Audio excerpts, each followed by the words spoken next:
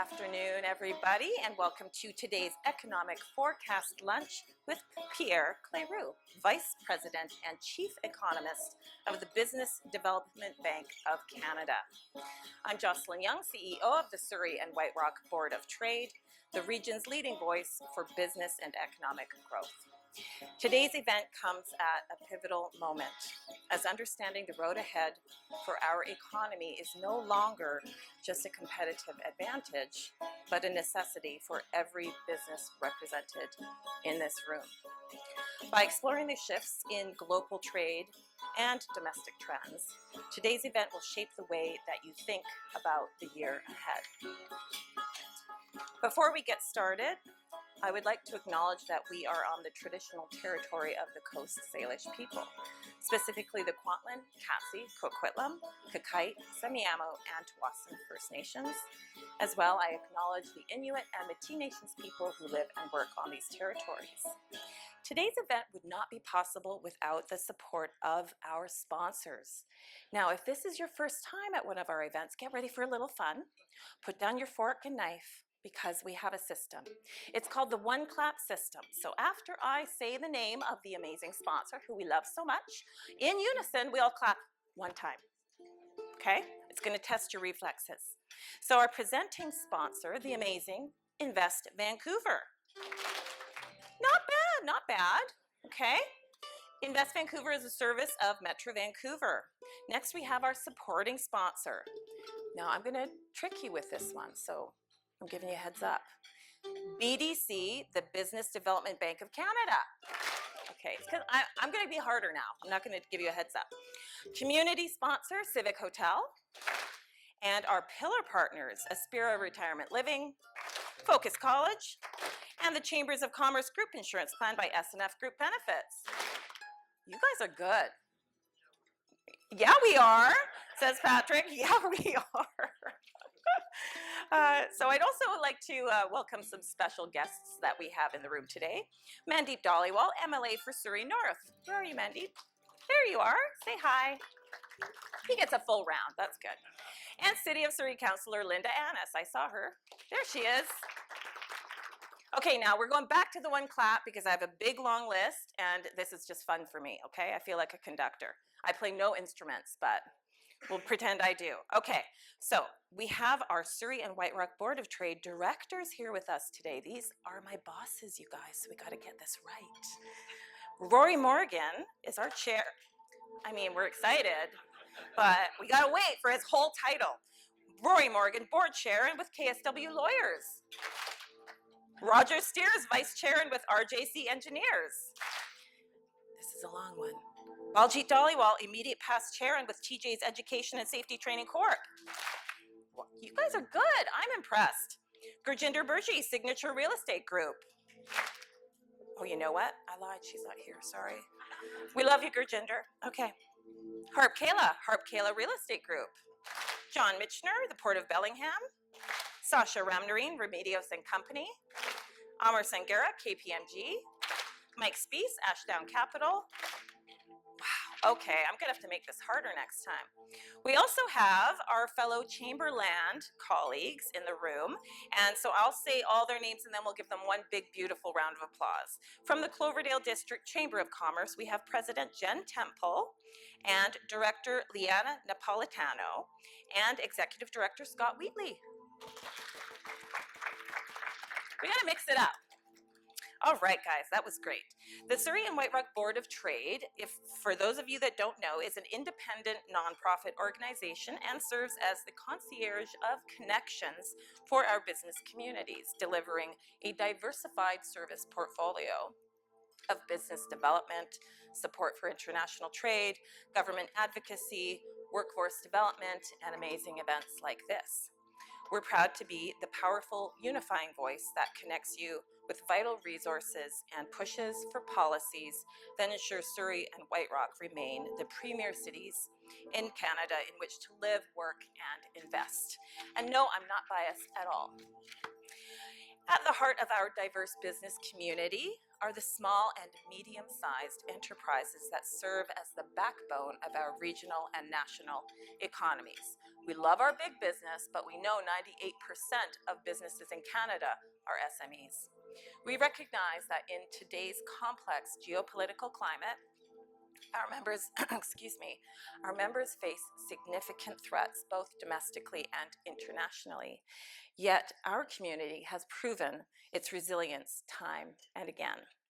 Indeed, that is what sets us apart and what I believe this community will take with them as they persevere and succeed, even if times are tough in the year and years to come ahead. Now, it's my pleasure to introduce someone who spends her every waking moment, I'm going to say that because you work a lot, Jackie, in promoting this region's economic development. In fact, the entire Lower Mainland is where she tries to focus in and bring investment to this region. Please help me welcome Jackie Griffiths, President of Invest Vancouver, our presenting sponsor.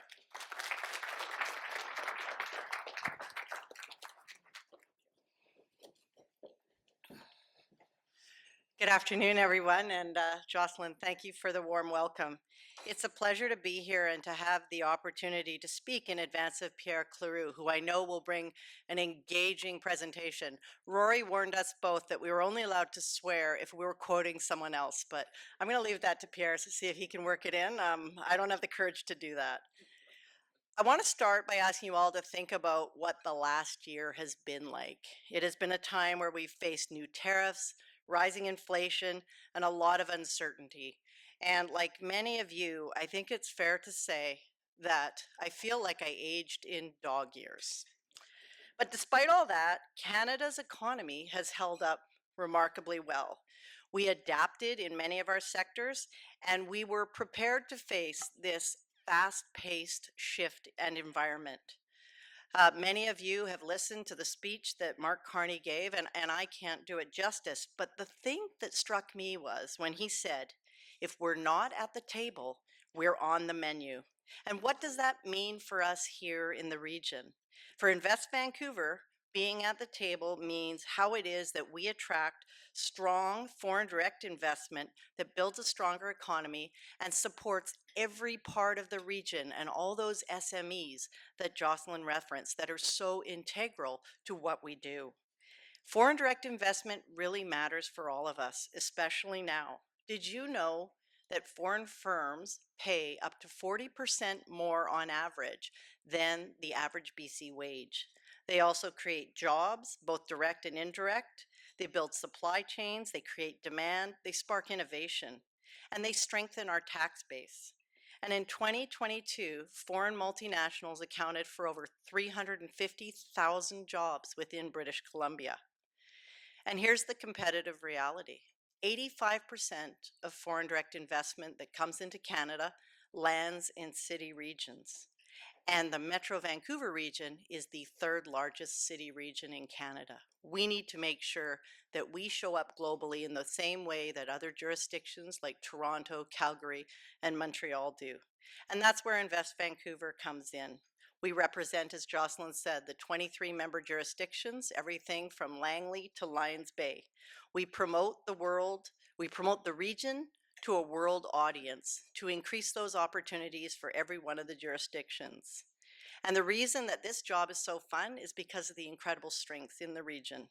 We have lower operating costs, we have incredible talent, we have top-tiered universities, some of which are evident right outside the door. We have world-class port and airport assets, and we have a strong and increasingly stronger innovation ecosystem. And the key for us is now to focus on diversification.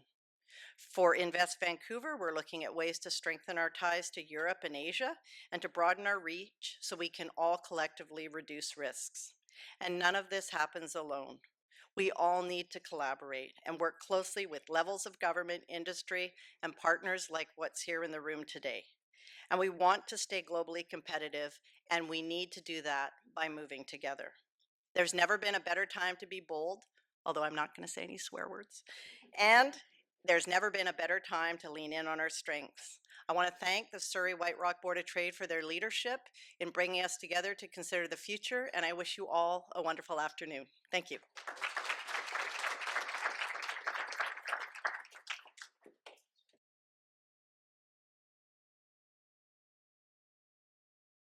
Hello, hello. Okay, we're back. Thank you, Jackie. Now, please welcome, I'm going to get it right, Sheriar Gowrie, sorry, I got the first name right and then the second, yeah. Sheriar Gowrie, Business Center Manager, Fraser Valley, Business Development Bank of Canada, to introduce our keynote speaker this afternoon. Please help me welcome Sheriar.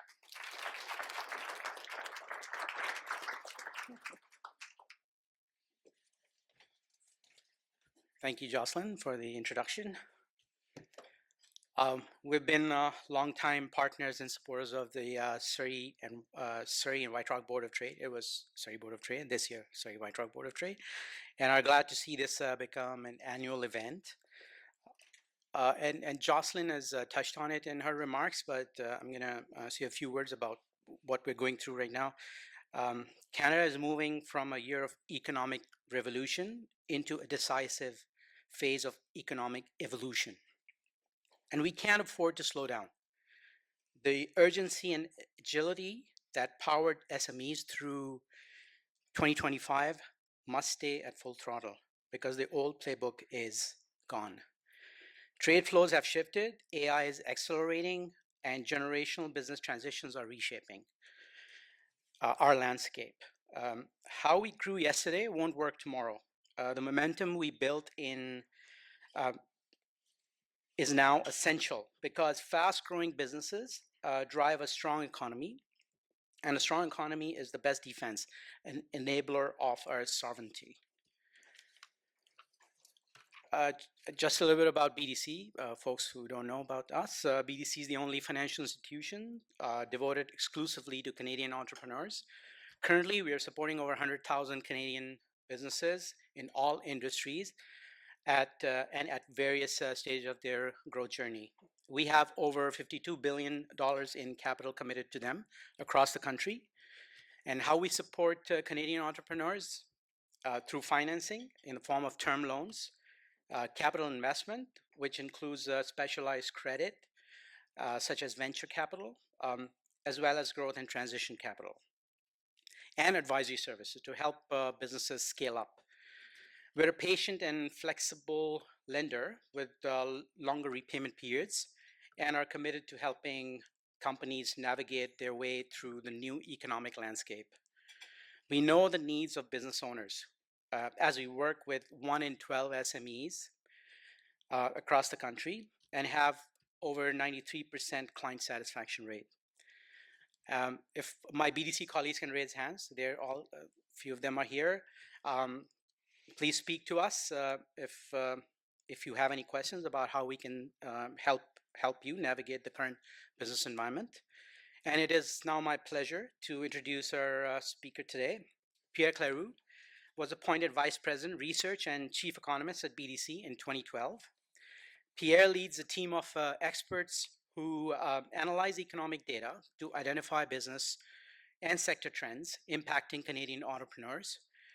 As a seasoned speaker, he regularly travels across the country to help business owners understand the risks and opportunities presented by the economic environment. Mr. Cléroux is also responsible for providing economic analysis and advice to the bank's senior management team and supervises all marketing and industry research activities. Please welcome Pierre Cleroux.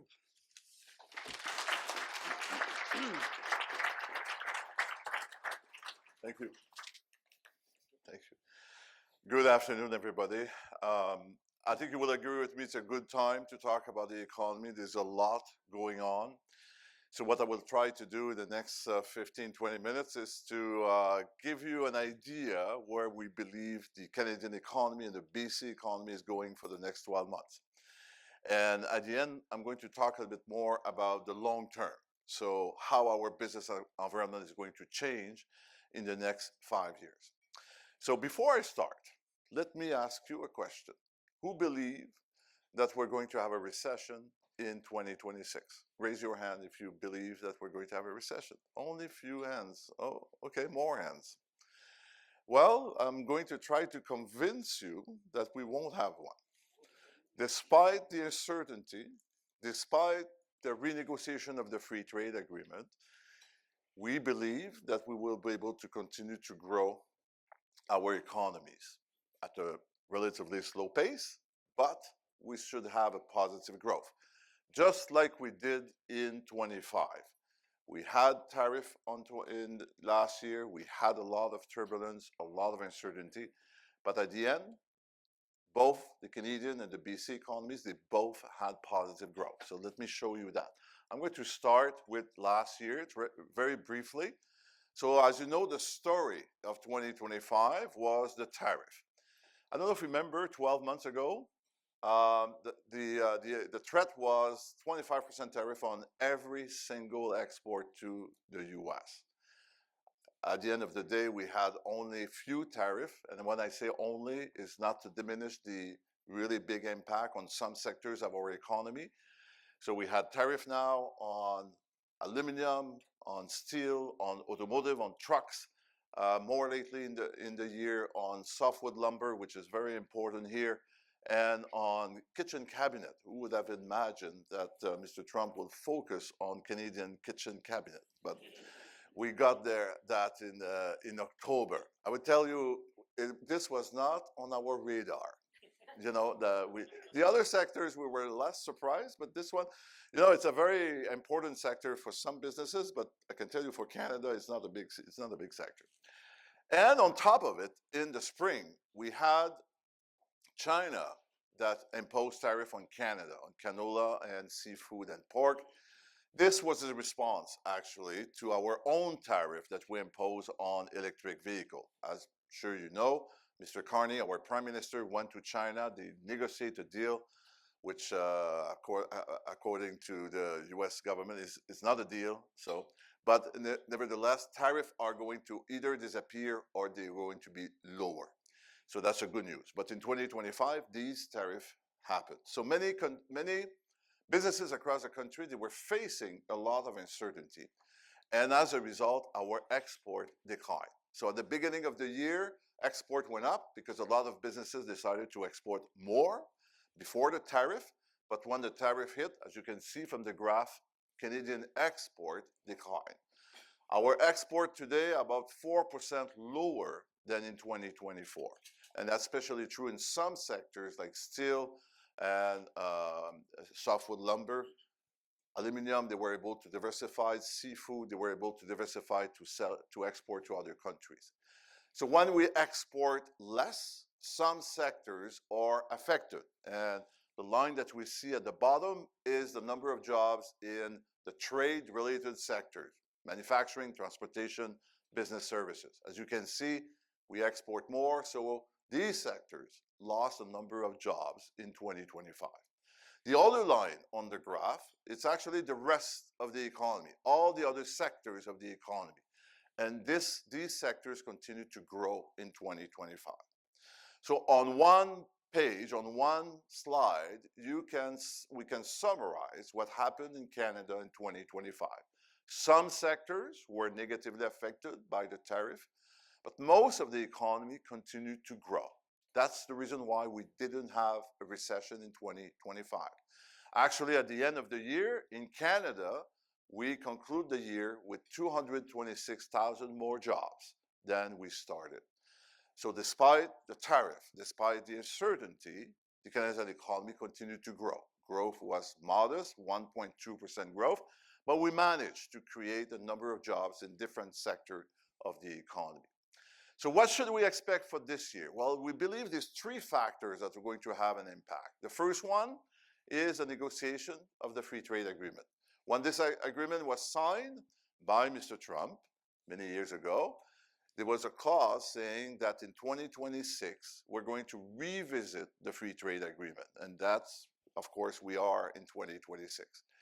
So it's very hard to know what is going to be the result. But of course, for Canada, this is a very important agreement. 86% of our export today are under this agreement. So there's no tariff for 86% of our export. Our objective in Canada is to have a new free trade agreement with no tariff for any sectors. I'm not sure if we'll get there. It's very hard to know where we're going with that. But as an economist, I believe that we will have a deal for two reasons. First, Canada is an important client for the US. We are the #1 client after China. We buy every year from the US economy $450 billion. So this agreement is important for the US as well. Second, our two economies are very integrated. So let's say the US withdraw from the free trade agreement. Well, that will hurt Canada for sure, but that will also hurt the US economy. So that's the reason, for economic reasons, I believe that we will have a deal at the end of the year. Having said that, we know now it's not going to be a walk in the park. It's not going to be an easy process, and there will be a lot of uncertainty related to that. But at the end of 2026, we should have a new free trade agreement. Second factor that is going to shape our economy is demography. The graph that you see is Canadian population growth over the last few years. So you see from in 2023, we had major growth in terms of our population. Actually, for a few years, we had more than 1 million people coming to Canada. Top was 2023, 1.2 immigrants came to Canada. The Canadian government have changed the threshold. This year, we're going to accept only 300,000. This is going to change the demography in Canada. So for example, the last quarter, the last number we have, the fourth quarter of 2025, the Canadian population decreased for the first time in many decades. So that's the impact of having lower immigration. This will have an impact on consumption. This will have an impact on the housing market. This will also have an impact on the labor force. So you are your own business, you work for businesses. In the next few years, you will see it's going to get more difficult to recruit people, just because our population is not going to grow in the next 5 years like it did in the last 5 years. Very important factor. And the last one, which finally is positive, and a factor that is going to shape the economy this year, is interest rate, we believe, is going to stay stable. So we had a kind of a roller coaster in the last 5 years, but now inflation is under control.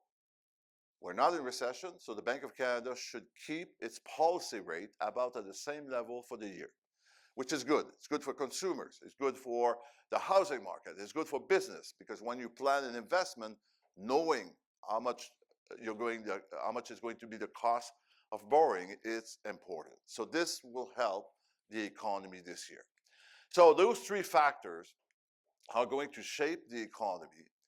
So what does it mean? Well, it means that, for example, our export is not going to grow as much as in the past until we sign a new free trade agreement. So the trade tension will keep our export about at the same level. Second is business investment has been soft in 2025. People are waiting to see. So we are expecting the same in 2026. So growth is going to come mostly from consumers. Consumer spending in 2025 was responsible for most of the growth in the economy. That's the reason why we didn't have a recession. And we believe that this year is going to be the same. One of the reasons is the job market is good. The number of jobs in Canada has been increasing. Second reason is the level of savings has been good. Canadians have been cautious in 2025. They have increased the money, the savings, so they have money to spend. That should stimulate, that should help the economy in 2026. The housing market in Canada, and I'm going to come back to BC a bit later, but the housing market in Canada has been improving in the second part of 2025. We believe that this momentum will continue. Lower interest rate will help. Lower immigration will limit the growth of this market, but lower interest rate should help the housing market in 2026. And finally, major investment by the Canadian government to restructure the economy, to diversify our export. Major investment in the economy will help the economy as well. So the main the two main drivers for 2026 are going to be on the consumer side, but also from the government side. So that gives us growth, 1%, which is kind of a modest growth, positive growth. We're not expecting a recession, just like in 2025, despite all the uncertainty, the Canadian economy will continue to grow. Having said that, growth is going to be limited because of the trade tension. So 1% growth. Sometimes people ask me, is it good or is it bad? Well, the potential growth of the Canadian economy is 2%. So we're below that. So imagine your business. You know how much you can produce during the year with the labor you have, with the equipment you have. So let's say in 2026, you produce less than your capacity. So that's where the Canadian economy is. We're going to produce less than our capacity. And that means that we won't create as many jobs that we could. But we're not in recession, so the economy keeps going.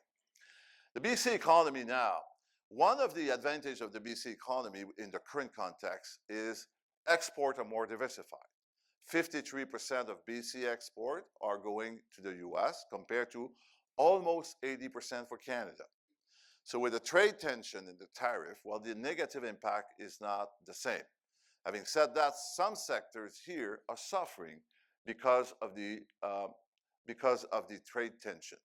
So 3 sectors have seen their export to decline. The first one is parts that we made of steel, aluminum as well. Those are relatively small sector for BC, but one of the big sector is lumber, and our export of lumber is down by 7% because of the tariff. So the good news is if we look at the total export for the province, it's at the same level as last year. Because despite the loss in some sectors, other sectors have been exporting more. One of them is natural gas, for example. With the new pipeline, we're able to export more. So the total export for the province is the same as last year. Not growth, but at least it's not negative. So the number of jobs in the manufacturing sector in the province has declined because some companies are hit by the tariff. And it's really the manufacturing sector that is suffering from that. But the total number of jobs in the province has increased in 2025 by 18,000. And actually this morning, Statistics Canada released the new data on jobs for January 2026, and BC has increased by 3,500 in 1 month. So the unemployment rate has been going down. This is actually quite positive because Ontario lost at the same time in the same month 66,000 jobs. Ontario is much more affected by the tariff. Actually, the 2 provinces who are the most affected are Ontario and Quebec. BC is not as affected because it's more diversified in terms of export. So what is going to drive the growth in the BC economy for this year? Well, the first thing is going to be on the consumer side. And one of the reasons is because of lower interest rate. I'm going to show you this graph. You won't be surprised if I tell you that the level of debt in British Columbia is higher than for Canada. And the reason is because mortgages are bigger here. It's not because people are wasting money. It's just because people buy bigger, not bigger houses, but houses that are more expensive. But this is important in our story because when interest rates are going down, that means that people have more money to spend because 35% of people in BC have a flexible mortgage rate. So when the Bank of Canada is reducing the rate, well, at the end of the month, some people pay less and they have money to spend. And that's what we saw in 2025. Retail sales in the province has increased more than before, just because people have more money to spend. Actually, retail sales in British Columbia has experienced the best growth in the country in 2025. So in 2026, as interest rates are lower and they are going, according to us, stable, consumer will play a role in the economic growth of British Columbia. One of the other sectors that is stable now is the housing market that has been soft and suffering, I would say, over the last few years. But with lower interest rate, we believe that the market is going to be stable in 2026. We're not expecting a major growth because of lower immigration, but it will be positive. We'll see positive growth in the housing market in BC, but it's going to be soft because of high prices, because of lower immigration, and because of the uncertainty that we have. So in terms of the average price of a house, we believe it's going to be stable, a little bit on the upper side, but nothing compared to what we have experienced, for example, in 2021. I don't think we will see that for a long time, but the market is going to be a bit more positive. So if we look at the housing starts, we can see that last year was a bit lower. And in 2026, with lower interest rate, we should see a bit more activity in terms of housing starts in the province. So in terms of the construction, you can see that the non-residential has been performing better than the residential in British Columbia. But at the end of 2025, we saw an improvement in terms of construction, even in the residential sector. So 2026, construction sector should do a little bit better, especially there's going to be a lot of new projects in the non-residential sector. So construction is typically performing quite well in British Columbia, and it will continue to be one of the driver, actually, of the economy. So if we look at the government expense in the province, so from the provincial government, they have announced in the last budget that they're going to spend more to accelerate the economy, and they are going to do that two ways. The first way is by accelerating the infrastructure project that they have, just to help the economy. And they will also want to accelerate the number of permits they allow for the mining industry. So there's going to be more opportunities in that sector. So our forecast for the BC economy is 1.2% growth. So just like for Canada, the growth is limited by the trade tension, but we're going to have positive growth. It's going to be a little bit higher than the Canadian average, but it's going to be also lower than the potential growth of the economy. Both for BC and Canada, the fundamentals are strong. Inflation is under control, interest rates are low, job market are good, but the trade tension, the tariff are limiting the growth that we have in the country, and that's going to be the case for 2026. I'm going to conclude this presentation about a more long-term view. What should you expect for your business environment in the next 5 to 10 years? So the first thing is, unfortunately, this uncertainty that we have, we believe is going to remain with us. First, because of the renegotiation of the free trade agreement, but also because of the geopolitical issues that we see around the world. So for the next 3 years, unfortunately, we see that the uncertainty that we have is going to be our new normal as business environment. So what we believe is, in 2025, a lot of businesses waited to invest to see that the economy will be more secure. Well, it's not going to happen. So we have to continue to grow our business despite what's happening outside the country. Second factor that we see, which is relatively new, is the cost of doing business continue to increase, which is very unusual in an economy that is slowing down. Typically, when the economy is slowing down, the cost of doing business is not increasing. It's not happening this time for 3 reasons. The first one, tariff, because we have a tariff on many products and it's putting pressure on price. For example, if you buy aluminum, steel, and other commodities, well, these prices are going up because of the tariff. Second is because our dollar is lower. We buy a lot in American dollars. That's just putting pressure on the cost of doing business. And finally, the last one is because salaries are increasing more rapidly than the economy. And the reason is because we have an aging population. We have quite a tight job market. A lot of people are leaving to retire. And as a result, this put pressure on salary. So businesses, Canadian businesses right now are kind of squeezed between higher costs of doing business and a soft demand for their product and services. So the number one challenge for business is to stay profitable. In a survey that we did just before Christmas, we asked businesses if they are profitable. We keep track of profitability every year. Canadian businesses are still profitable, but it's much more difficult to stay profitable in the current context. So because costs are increasing all the time, you have to work hard to continue to maintain your price and to be profitable.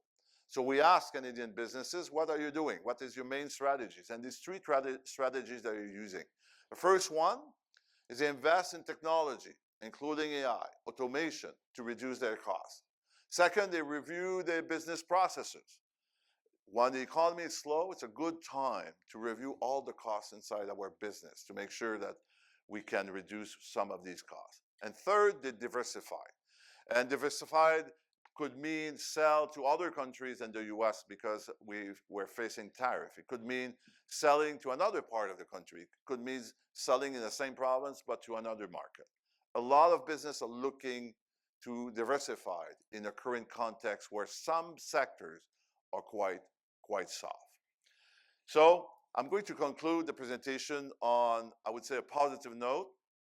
Despite all the uncertainty and the difficulties we have with our neighbor, there's still opportunities out there. And we believe in the next 5 years, there's going to be a number of opportunities for business. And the first one is AI.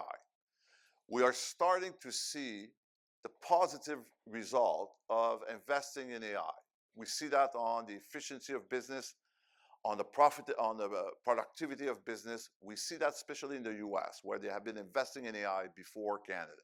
But even in Canada, we're starting to see that business who are using AI, they are performing better than others.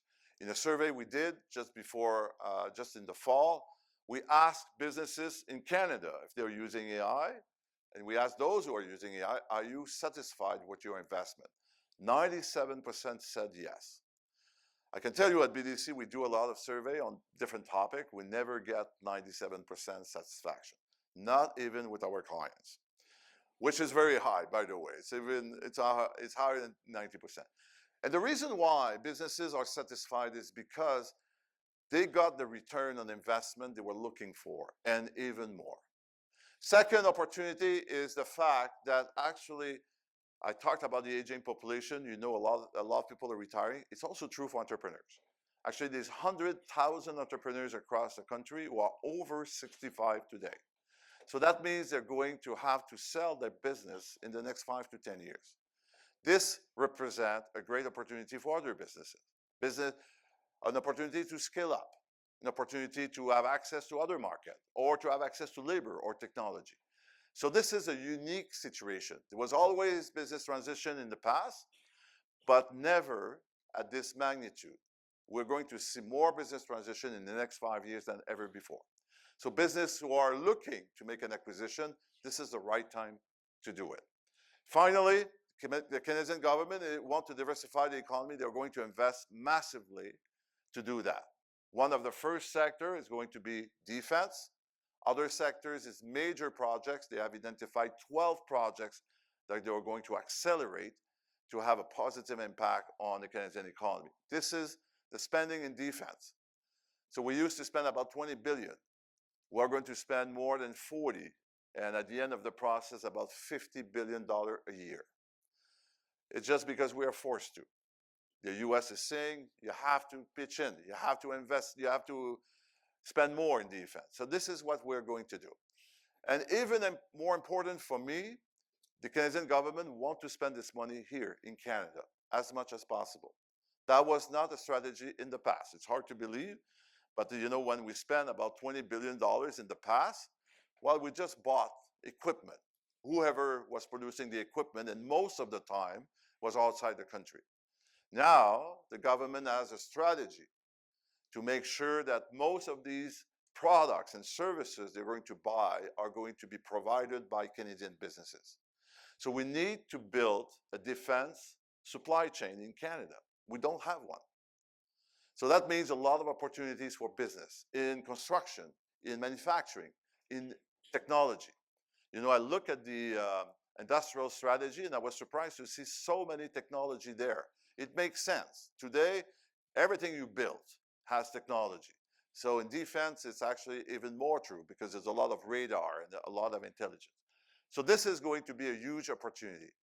Second opportunity is the fact that the Canadian government is going to accelerate 12 investment projects across the country. 4 of them are in BC. The number one is LNG number 2. That is finally going to go ahead. have been coming here for many years, and each time I said, well, you know, we're waiting for a decision. Well, the decision has been made, and this is going to go ahead. So, in conclusion, there's no doubt that the tariffs are having an impact on the Canadian economy. But the good news, the Canadian economy has been quite resilient. So in 2025, despite the tariff, the uncertainty, we managed to grow the economy. We believe in 2026, this uncertainty will remain, but we will continue to grow our economy. And with the shift that the Canadian government wants to take and the investment in defense and other projects, we believe there's going to be opportunities for business in the next 5 years. So I'm going to stop here. I understand we have time for questions. Thank you.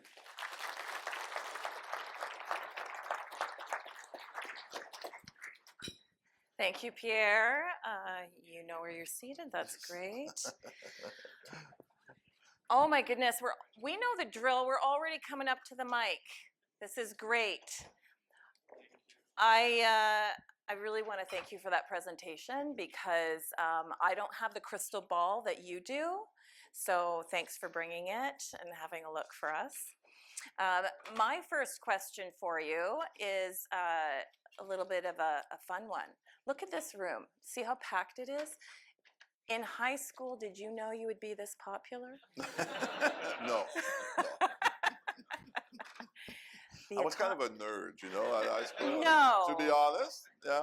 Shocking. Yeah, no. Shocking. Yeah. I was playing football though, so. Okay, you know, you were a cool nerd. both. You were a cool nerd, so you yeah. had it coming. Okay. Well, you're certainly cool now because you know a lot of things that the rest of us don't know. So thank you for sharing your knowledge and your insights. So I'm just going to start with one question and then we'll go to the microphone. So what would you say are the biggest risks to economic growth over the next year to 18 months?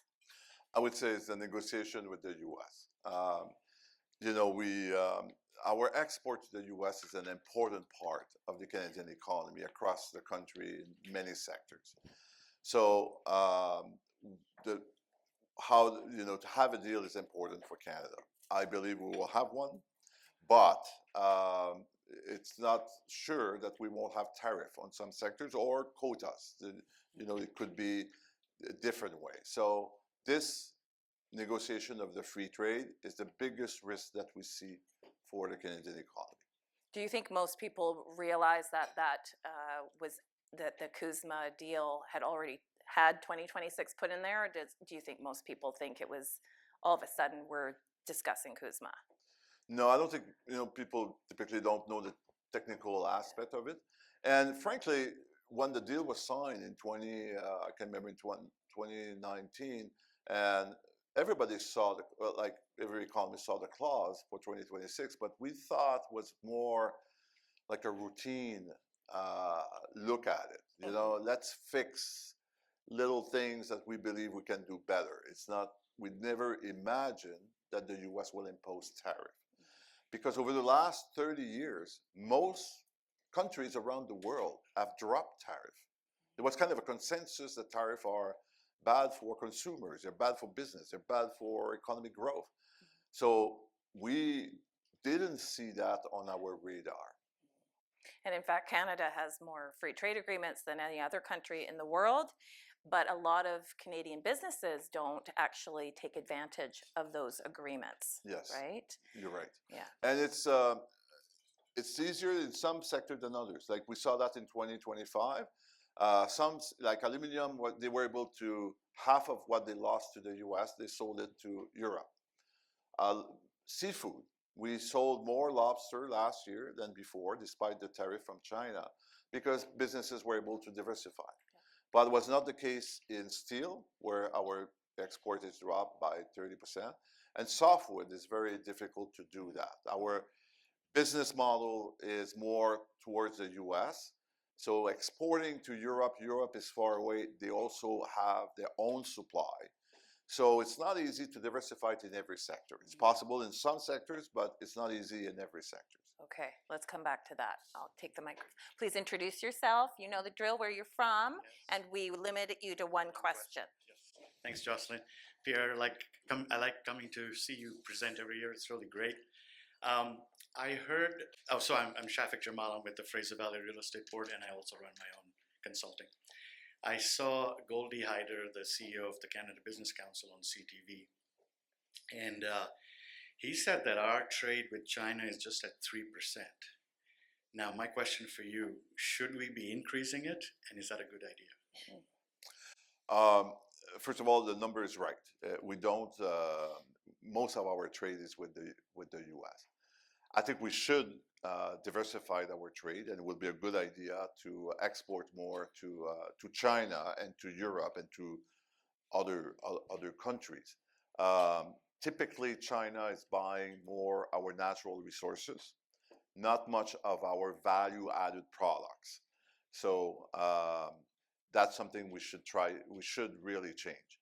You know, we often talk about a lot of sectors that we know: automotive, you know, softwood lumber, tech.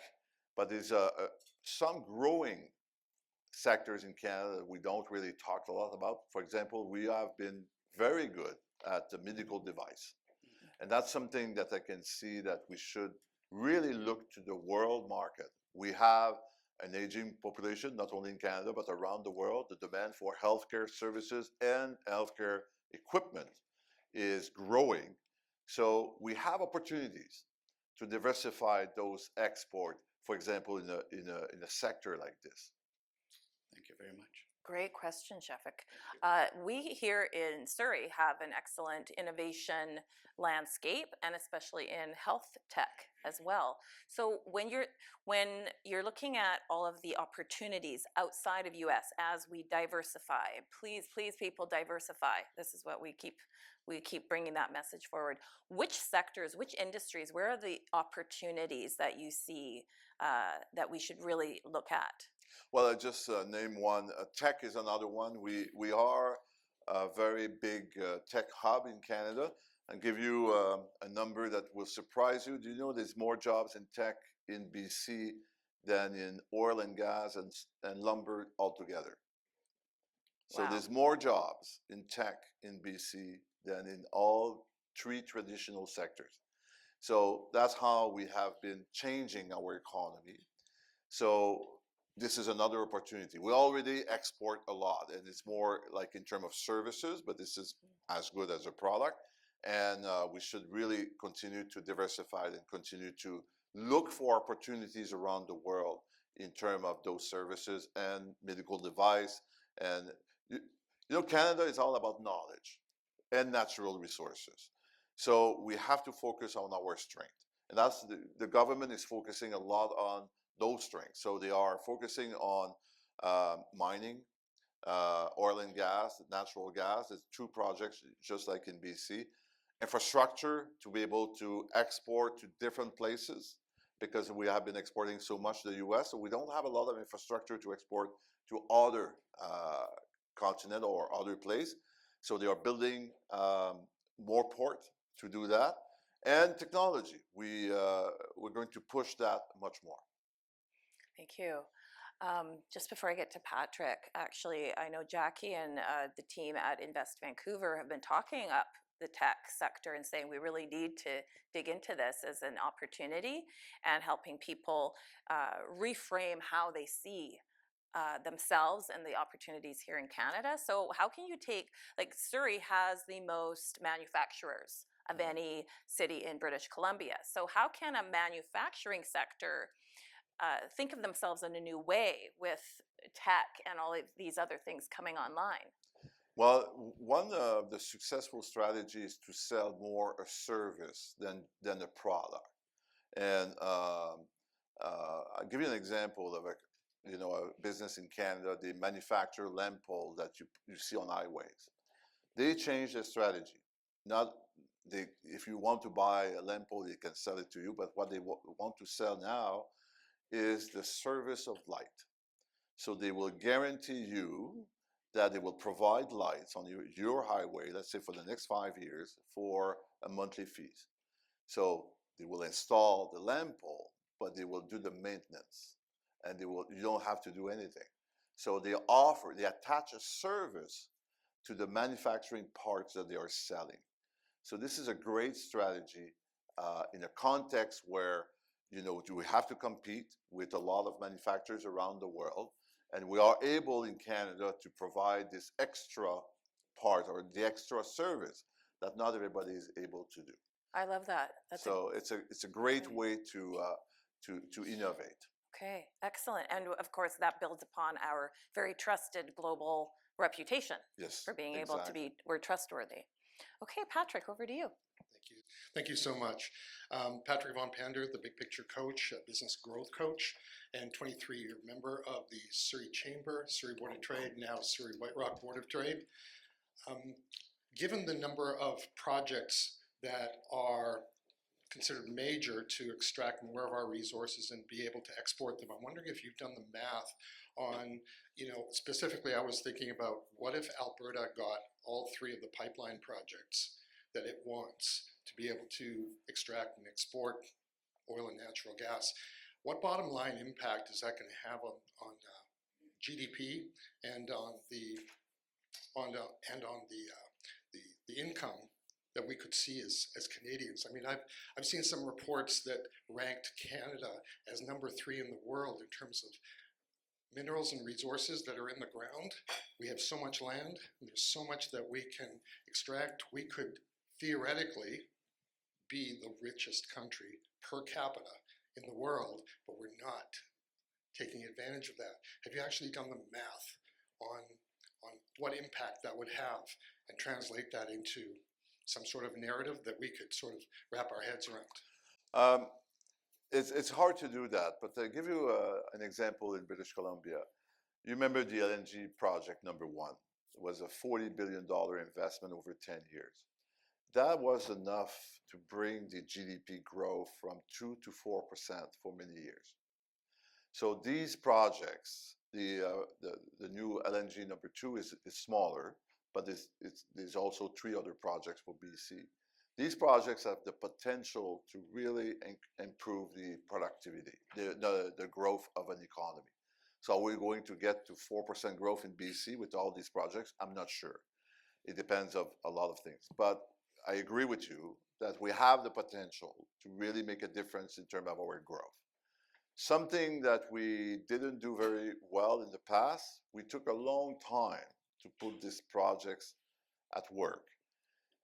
That's the reason why the Canadian government have decided to push on 12 projects. They have identified with the provinces 12 projects. They want to accelerate them. So they want to do whatever they can to get the permit faster, to agree with everybody faster, and to have a bigger impact on the economy faster. We'll see how, it's just starting. But I agree with you, we have the potential to increase our GDP by these projects that are on the table. Thank you, appreciate it. Thank you, Patrick. If we're thinking about major projects and how British Columbia is at the end of the line or the start of the line when you think about the supply chain and the opportunity that produces, in Surrey, we actually have one of the port terminals on the river run by DP World, and they move canola, that's a new product, and various other things. So if we look around the world at how quickly other countries get projects done, we've suffered with how slow we are. I mean, in China, they decide they want a new port. 3 years later, they have a new port. Here, 10 years later, we're still talking about it. So, Pierre, what can we do to weather these uncertainties? We hear government saying, yes, we're moving these projects forward. So if I'm an SME and I want to get involved with the mining community and service them, but I'm not sure how it's actually going to go, how can we safeguard ourselves? Well, I think there's a great momentum right now. I don't want to do any politics, but just like in BC, the BC government have changed their strategy with mining because of the slowdown of the economy. So they decided to accept, allow permit much faster. And we see that across the country. And the Canadian government is doing the same thing. So there's a real momentum now. So what we can do is to keep all governments honest with their promise to speed up the process. Because This is not a natural way to work in Canada. So I'm sure that the will is there. They are going to face some challenges to be able to do that. So chambers have an important role to make it easier, for the government to accelerate these projects. And also, I think the second role is to expose businesses to the opportunities for those projects. Most of these projects are going to be in the north part of the province, but if we go back to LNG, the first LNG project, a lot of the businesses who work on that, they work from Vancouver or the Great Vancouver area, because talking about engineering, even construction businesses, so a lot of business in the province and even outside the province are working on these projects. So if exposing businesses to what is coming, including defense, I think it's very important. I do want to talk about defense a little bit more, but I see the microphone, so please go ahead, introduce yourself. Of course. The name is Judith Bosire, Van City Credit Union. The question I have is really trying to get your kind of in-depth analysis for the CUSMA scenario for our business, like in terms of the impact on GDP. So for me, I see the worst case scenario as a full withdrawal by US. What does that look like for us? Because if you look at household spending, it's 60% of GDP. Business and investment is about 24% of GDP. How do we make up the 24%? Quick answer, we'll be in recession. Let's say that US withdraw from the free trade agreement. That means that what we export to the US will be hit by 35% tariff. Without agreement, that's the tariff we're going to pay. So it means that our export will drop. I show a graph that only 14% of our export is hit by a tariff, and our export dropped by 4%.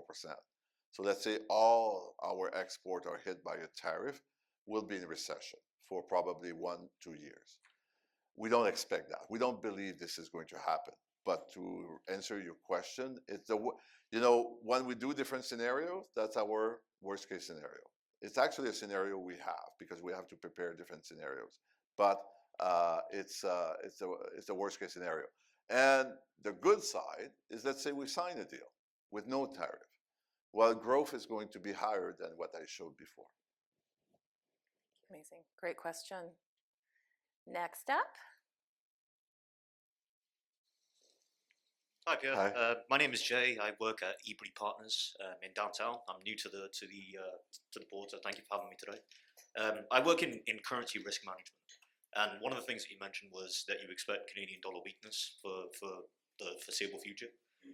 CAD has been the strongest it has been in kind of 12 months in the last week or so.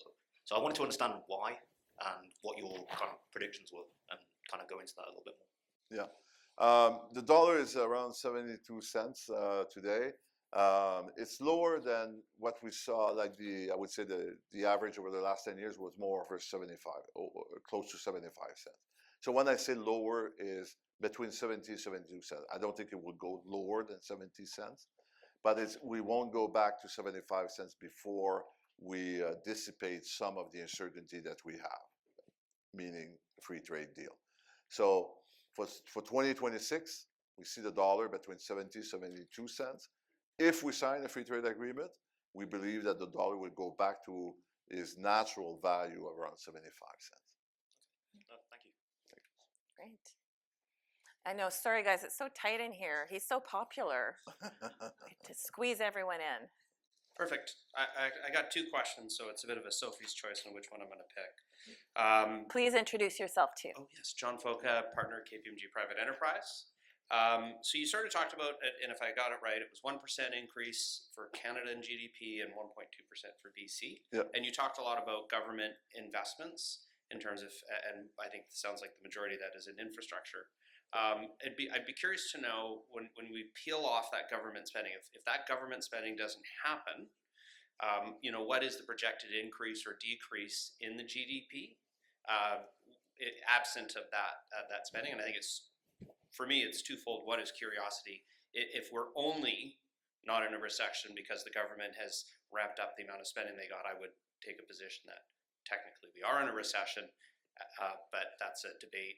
Really, it's understanding what is the risk to the overall economy if the government spending is slow, delayed, and the like in terms of getting these infrastructure projects out of the ground. Yeah, good question. There's four components to have an economy to grow. Export, you export more, you create economic activities. Business investment, when businesses are buying computers, equipment, consumers, and government. So because of the current situation, we won't have any support from export. Business investment in 2025 was flat, and we do a lot of surveys with business, with our clients and other, and we believe in 2026 is not going to move up much. People are cautious. People are waiting to see. So you have two components of the GDP that are not going to move. So you're left with consumption and government. Consumption, because the job market is good, because lower interest rate, we're confident. And people have saving monies. The debt level of Canadians have been going down. So we are confident that consumption will spend money, and that will help the economy.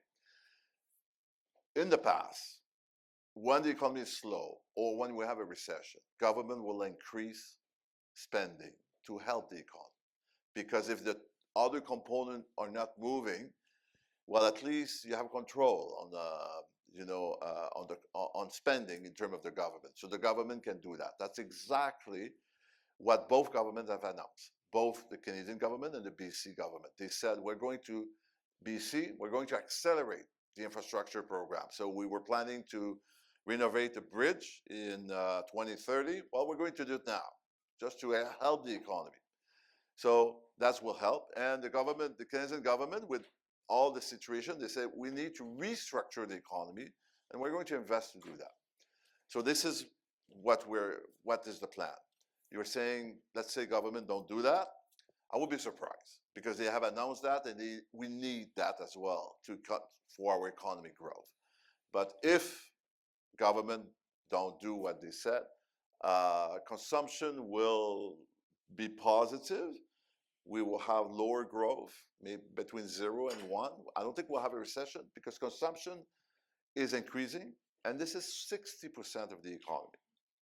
So as long as people are spending money, typically an economy continues to grow. Of course, if people are spending money and business are investing and your export is increasing, this is much better. But if only consumers are spending, this is 60% of the economy. So you have a little bit of growth. So this is our thinking. We believe that not only government will spend the money, but I think they will accelerate the spending. And I would take defense. They committed themselves to spend 2% of the GDP in defense. In 2025, they had a hard time to do that because we used to spend 1.5%. So they don't have a choice.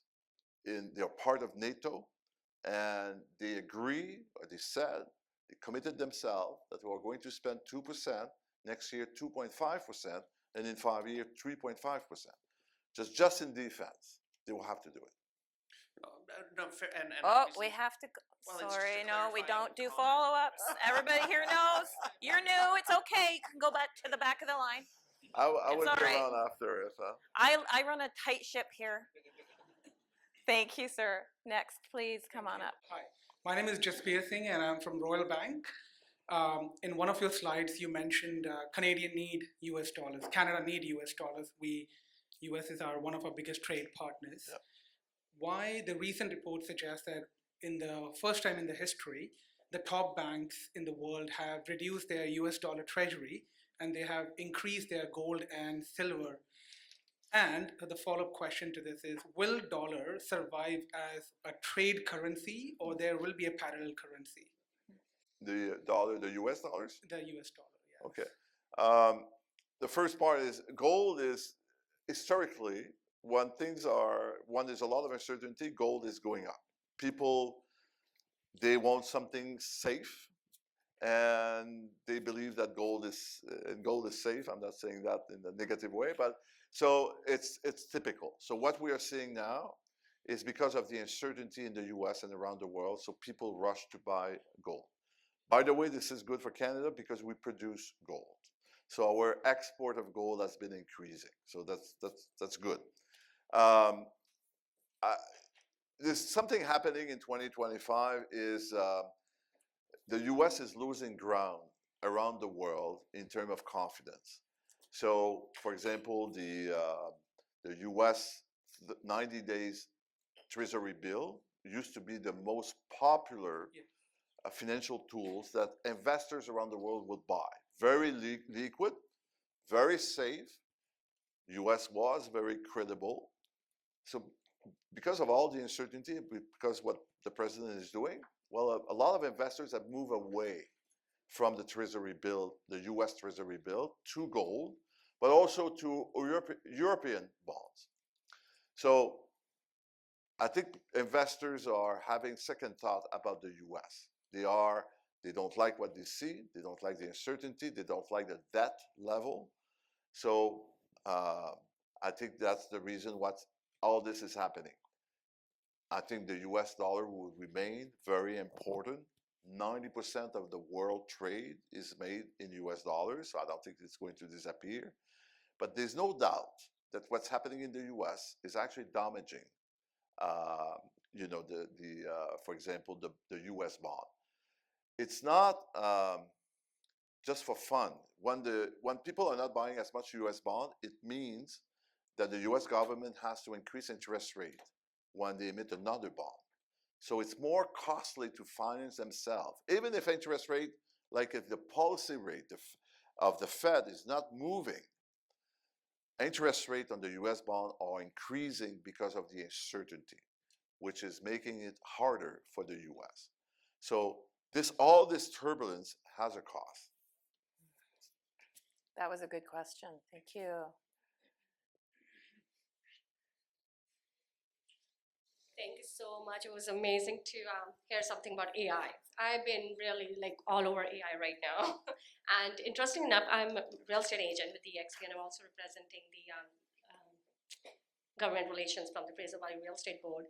And I get to hear this all the time that AI is going to replace. And I keep saying, no, it's not going to replace, it's going to replace those that don't know how to use it.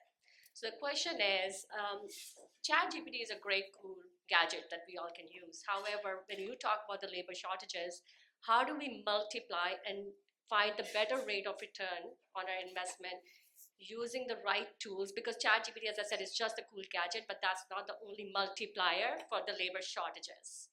So what do you think would be the right gadgets and the right platforms, or even the right way to do it, where we can focus on the labor shortages by multiplying the task force? Would it be the back end? Would it be the front sales forces, or how would that look like? Yeah, a very good question. I agree with you. ChatGPT is great, but it's more fun than well, I shouldn't say more fun than efficient, but there's a limitation how much productivity you're going to get from that. What we see from businesses is the one who have the most success are the one who design a specific software to help for a specific task. Give you an example, we have a client in Vancouver, they are a headhunter, small firm, five people. They have made a software to identify the right candidate in all the resume they have.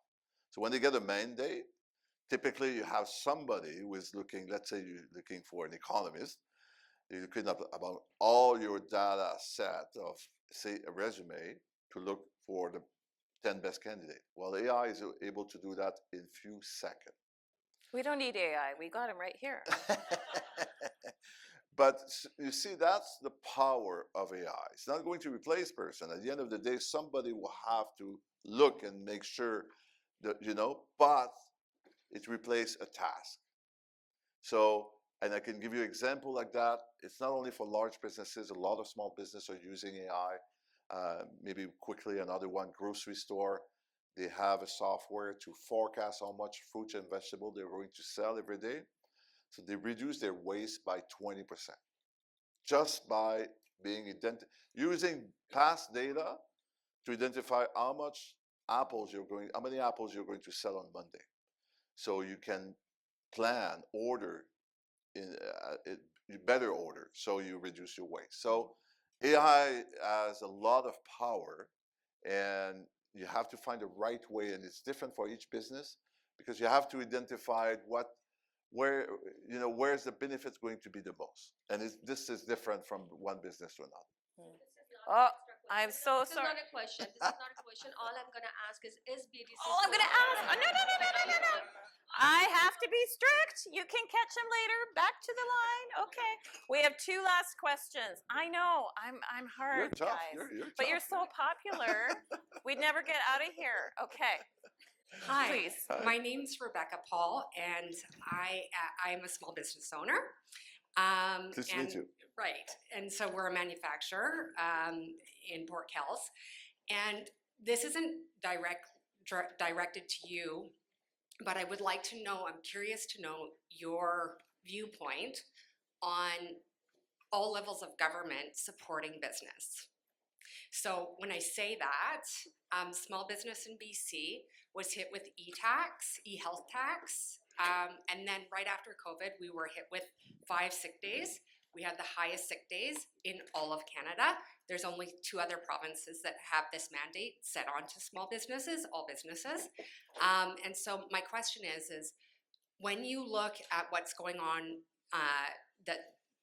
with the BC government or with our government in particular, and how they're going to support the economy through infrastructure, I'm curious why all levels of government are not supporting the small businesses that are here. And, right? So it's great to put that into infrastructure, but how about supporting the small businesses that are actually in the province or in the country that are really struggling to make ends meet because they're being hit with lots and lots of tax? Yeah. First of all, I agree with you. I think in Canada, and I'm not going to comment on the BC government because it's not my role to do that, but across the country, I see that over the last years, it's becoming much more complicated to run a business, much more expensive, and we have to recognize that. And it's all level of government. So it's funny it's funny when you consider that the Canadian government decided that they want to focus on 12 projects. So they have decided to build an office to accelerate these projects because otherwise it will take forever. So it's ironic when you think about it because every day that's what you're facing. You're facing a lot of regulations, a lot of tax and everything. So they know that because they know that so much that they say, if we want to make sure that these projects are going on, we have to bypass everything. So my point is we should really take it, every government should ask themselves, how can we help businesses to grow faster? Because when they grow faster, they create wealth for the economy. So, and across the country, I meet clients or businesses that are facing the same issue. I totally agree. We have to make aware our politicians to be more aware of the reality of small business and to make sure they understand that businesses are creating wealth and creating jobs. And we should support them. I agree. Well said. Thank you. Thanks. All right, last question. Perfect. Well, I'm going to get my statement in now. But I did say I had to do You waited your turn. It's fine. I wait my turn. My job has me being professionally skeptical, and so the skepticism I had was with the response to the You're in accounting, infrastructure. yeah? You're in accounting, no?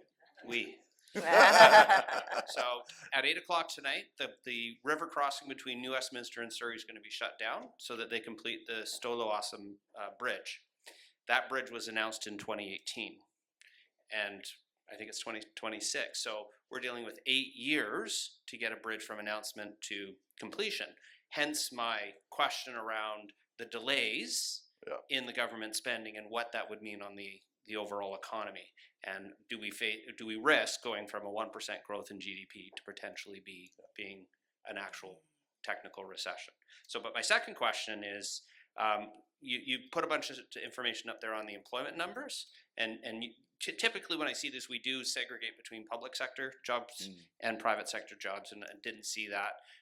We know that in the last few years, most of the job growth has been in the public sector, and where in the private sector, the job growths have been more part-time versus full-time jobs.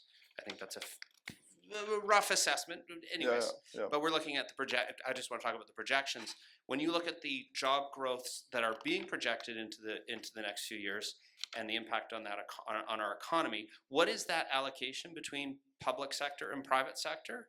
And then the second part of that question is because our government, our federal government, I don't think any of the municipal or BC governments have made a similar announcement, but there's the plan to decrease the federal government by 10%.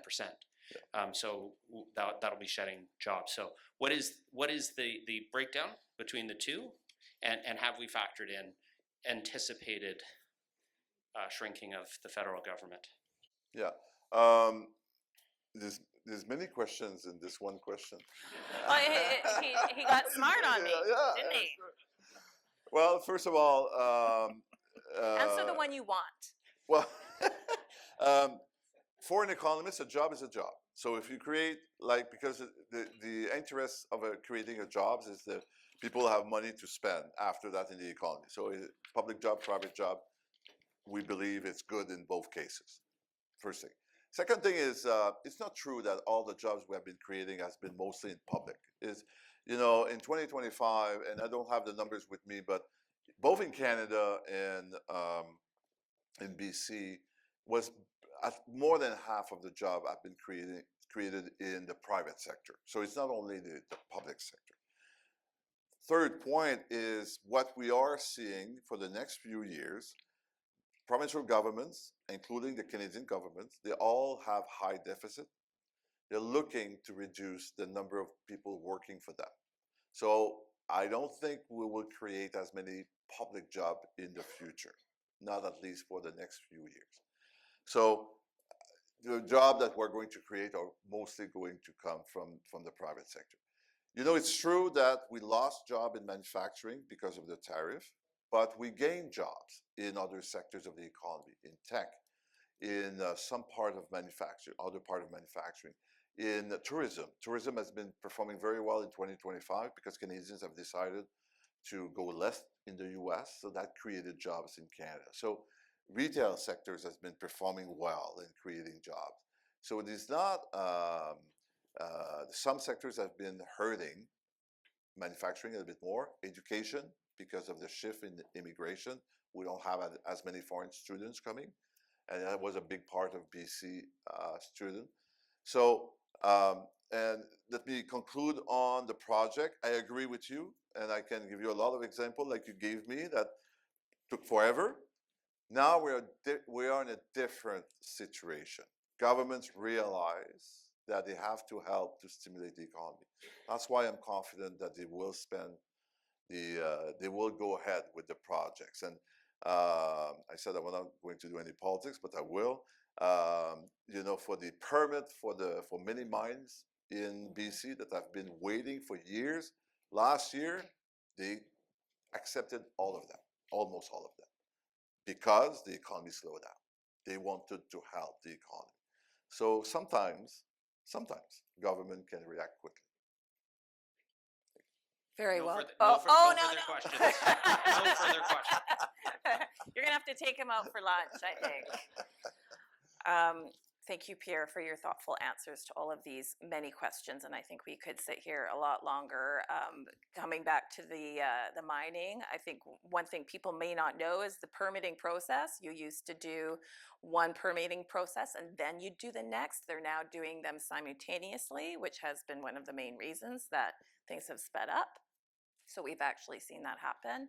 And then we were with the Premier this week, and he did say something about cutting his workforce, and we're attending the budget lockup next week. So stay tuned, everybody, on your email. We'll get back to you with what we hear in that room. Pierre, are there any closing thoughts that you want to share from your crystal ball of all the knowledge you have with this audience so that we are more prepared for the year ahead and in making smart business decisions? I think one final thought, I think the next 5 years are going to be different than the past 5 years, especially on the technology side. So be agile as a business, be aware of the opportunities in AI, of course, but also in automation, other technology. We see companies in Canada really, the ones who are investing, they really benefit from that in terms of profitability. So there's a lot of turbulence, a lot of uncertainty, but there's also opportunities. And I'm going to finish on this. It's a client of BDC. It's a real client. It's a real business. They make lenses for glasses for the inside part. They used to do it by hand. They were able to do 100 per day. They bought a robot. They produce 400 per day. They are much more productive, much more profitable. And the owner, when we talked to the owner, he said he got a phone call from a competitor that is closing down. The person said, come to visit. I'm closing down my business. If you want to buy my equipment, you can buy it. He said he went to visit. All the equipment was 20 years old. There was nothing there that he could buy because he's another stage. This is the future for Canada. Invest in technology, invest in automation, invest, because this is where we can grow our business.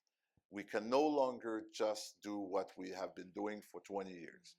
You will be closing down, just like this business. If you want to continue to grow, you have to be agile. Thank you so much, Pierre. Can I have a round of applause for Pierre today?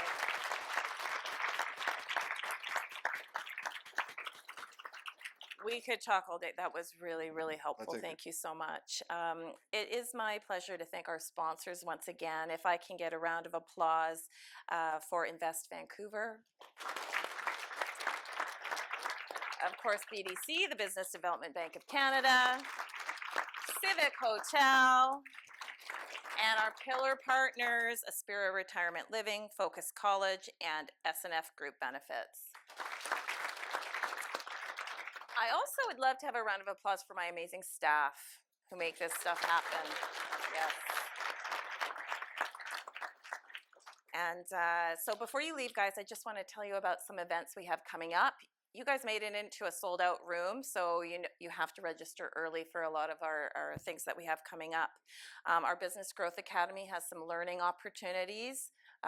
If you want to know what those are, please connect with our staff or look on our website. On March 5th, we host Women Who Lead, an International Women's Day reception with White Rock Mayor Megan Knight. I'm working on another Women's Week event I'm very excited about, and that one I know will sell out. So keep an eye on your email. And then, of course, nominations are due for the Surrey and White Rock Top 25 Under 25 on Wednesday, February 18th. I know you all know some amazing young person who makes us all look bad because of what they're accomplishing. So put their name into us. And of course, our website, SWRBOT.com, has all the information. Thanks, everyone. Thank you, Pierre. Make it a great business day. Thanks.